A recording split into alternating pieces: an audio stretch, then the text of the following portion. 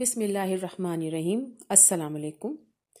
آج میں آپ کو بتاؤں گی بوہری فرقے کی حقیقت، ان کی تاریخ کیا ہے، ان کا مسلمانوں کے ساتھ کیا تعلق ہے اور یہ کمیونٹی کیسے وجود میں آئی۔ اس کے علاوہ داؤدی بوہرا اور سلیمانی بوہرا، ان دونوں فرقوں میں کیا فرق ہے، بوہرا اور آغا خانیوں کے فرقے میں کیا فرق ہے۔ اس کے ساتھ ساتھ یہ بھی بتایا جائے گا کہ ان کا مسلمانوں کے ساتھ کیا تعلق ہے۔ اس کے لیے ہمیں تھوڑی اسلامی تاریخ کی طرف جانا پڑے گا۔ 632 عیسوی میں جب رسول اللہ صلی اللہ علیہ وآلہ وسلم کا وصال ہوا تو ان کے بعد خلفۂ راشدین کا دور آیا، اور 632 عیسوی سے لے کر 660 عیسوی تک خلفۂ راشدین نے اسلام کو آگے بڑھایا اور پوری دنیا میں پھیلا دیا۔ اگر دیکھا جائے تو خلفۂ راشدین کے دور تک اسلام پھیلا، اور آپ اس کو اسلام کا سنہری دور بھی کہہ سکتے ہیں۔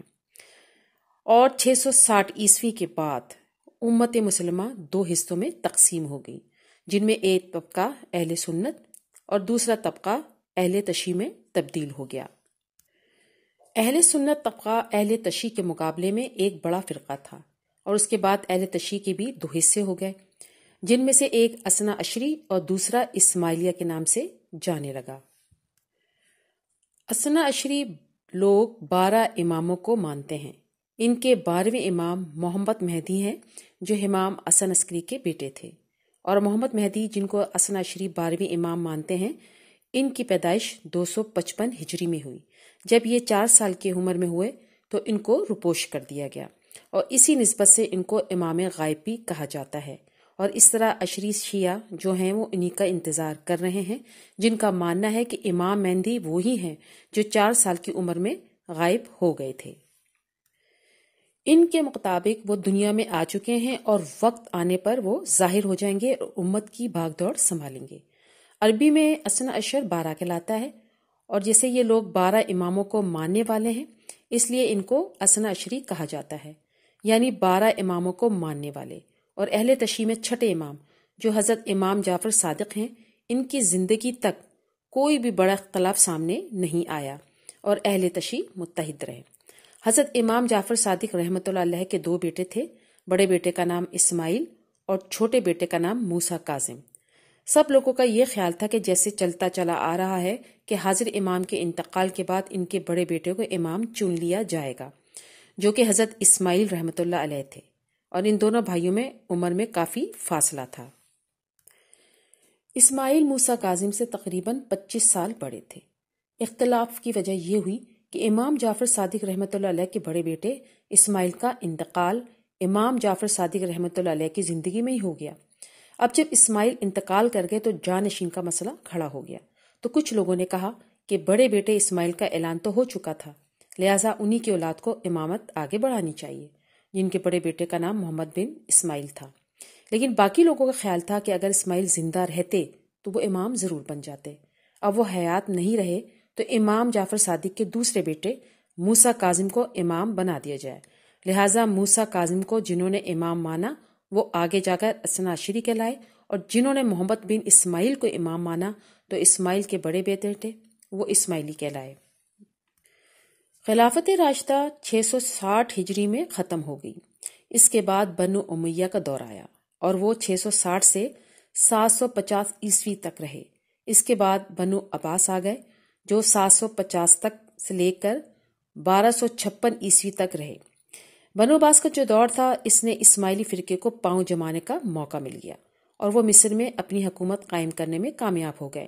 لیکن اس کے برعکس اثنا عشری پاؤں نہیں جما سکے اور مشرق کی طرف نکل گئے، جس میں ایران کا علاقہ آتا ہے۔ لیکن ان کو بنو عباس کے دور میں بھی ستایا گیا، جیسے کہ ان کو بنو امیہ کے دور میں بھی ستایا جاتا رہا تھا، اور ان کو پاؤں جمانے کا موقع نہ مل سکا۔ جبکہ اسماعیلی فرقہ مغرب کی طرف نکلا، یعنی انہوں نے شام اور مصر کی طرف رخ کیا، اور آخرکار تیونس کے شہر ایروان میں اپنی حکومت بنانے میں کامیاب ہو گئے۔ ان کے بڑے لیڈر عبید اللہ محمد مہدی نے 909 عیسوی میں کہروان میں فاطمی حکومت کی بنیاد رکھی، اور عبید اللہ محمد مہدی کا دعویٰ تھا کہ وہ سادات میں سے ہیں، اور بی بی فاطمہ رضی اللہ تعالیٰ عنہا کی اولاد میں سے ہیں، اس لیے انہوں نے اپنی سلطنت کا نام سلطنت فاطمیہ رکھا۔ اس کے بعد سلطنت فاطمیہ میں ایک لیڈر قائم آیا، پھر منصور، اور پھر ایک لیڈر معاذ آیا، جو فاطمی سلطنت کا بہت ہی کامیاب لیڈر ثابت ہوا، اور اس نے مصر کو فتح کر کے مصر کے شہر قاہرہ کی بنیاد رکھی۔ اس کے بعد سلطنت فاطمیہ کا 8واں حکمران مستنصر باللہ تھا۔ اس کے 2 بیٹے تھے، ایک کا نام مستعلی اور دوسرے کا نام نزار تھا۔ جب مستنصر باللہ کا انتقال ہوا، اس سلطنت کی جانشین میں لڑائی شروع ہو گئی۔ کچھ لوگ مستعلی کے حامی تھے اور کچھ لوگ نزار کے حامی تھے، تو مستعلی کے ماننے والوں نے نزار کو قتل کر دیا۔ اس طرح مستعلی نے حکومت سنبھال لی اور 30 سال تک حکومت کی۔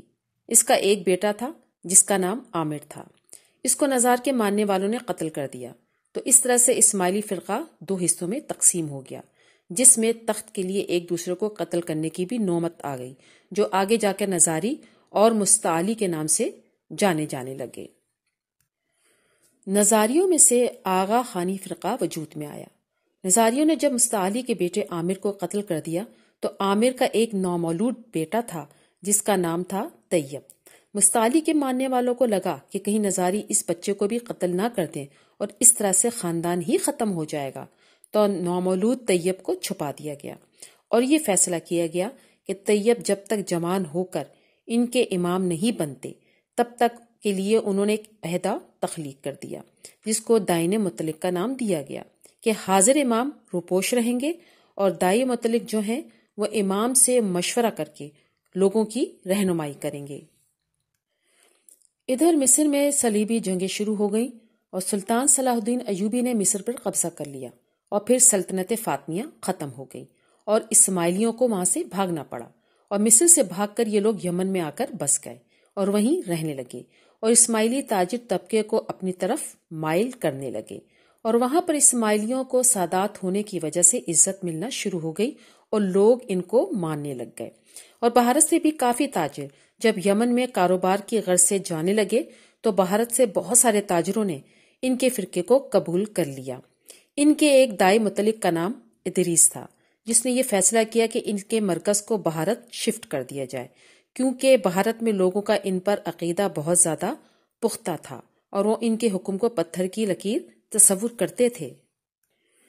لہٰذا دائی المطلق ادریس نے مرکز کو گجرات بھارت میں منتقل کر دیا، اور بھارت میں جب ان کا مرکز منتقل ہو گیا تو بھارت نے ان کو بوہرا کے نام سے جانے لگا۔ ناظرین، اب میں آپ کو بتاؤں گی کہ داؤدی بوہری فرقہ اور دوسرا سلیمانی بوہری فرقہ کیسے وجود میں آیا۔ بوہرا سنسکرت زبان کا لفظ ہے جس کا معنی ہے تاجر، اور یہ لوگ تجارت پیشہ لوگ تھے، تو انہوں نے بھی خود کو بوہرا کہلوانے میں کوئی اعتراض نہیں کیا، اور ویسے یہ لوگ خود کو طیبی مستعلی اور اسماعیلی مومن مسلمان کہلواتے ہیں۔ ان کے 26ویں امام، جن کا نام داؤد بن عجب شاہ تھا، اس کا ایک دائی تھا جس کا نام تھا داؤد بن قطب شاہ۔ داؤد بن عجب شاہ نے اپنے ایک شاگرد خاص سلیمان کو یمن تعلیم و تربیت کے لیے سفیر کے طور پر بھیجا، اور جب 1591 عیسوی میں داؤد بن عجب شاہ کا انتقال ہوا تو داؤد بن قطب شاہ نے گدی کو سنبھال لیا اور یمن میں سلیمان کو خط لکھا کہ آج کے بعد داؤد بن قطب شاہ داؤد بن عجب شاہ کے جانشین ہیں۔ سلیمان شاہ، جن کو داؤد بن عجب شاہ نے یمن میں سفیر مقرر کر رکھا تھا، اس نے داؤد بن قطب شاہ کے خلاف یمن میں بغاوت کر دی اور کہا کہ داؤد بن عجب شاہ کا جانشین وہ خود ہے، قطب شاہ نہیں۔ تو اس طرح سے بوہرا فرقہ مزید 2 فرقوں میں بٹ گیا۔ اب ایک داؤدی بوہرا فرقہ کہلاتا ہے اور دوسرا سلیمانی بوہرا فرقہ۔ داؤدی بوہرا کے زیادہ تر ماننے والے انڈیا گجرات میں موجود ہیں، اور سلیمانی بوہرا کے زیادہ تر ماننے والے یمن میں موجود ہیں۔ بوہرے اپنی مذہبی کتابیں غیر لوگوں کو نہیں دکھاتے، نہ ہی غیر مذہب والوں کے سامنے اپنے مذہب کے متعلق باتیں کرتے ہیں۔ اس طرح یہ بحث و مباحثہ بھی نہیں کرتے۔ ان کا عقیدہ ہے کہ جو کوئی اس کے خلاف عمل کرے گا وہ امام الزما کی زیارت سے محروم رہے گا۔ انہیں اپنی مذہبی باتیں چھپانے اور دوسروں کے ساتھ مذہبی تعلق نہ رکھنے کا حکم ہے۔ اس سے یہی بات سمجھ میں آتی ہے کہ جب اپنے مذہب کی باتیں دوسرے لوگوں پر ظاہر کریں گے تو اعتراض کریں گے، اور ان اعتراض سے ان میں شبہ ہو جائے گا، یہاں تک کہ لوگ ان کے خلاف ہو جائیں گے۔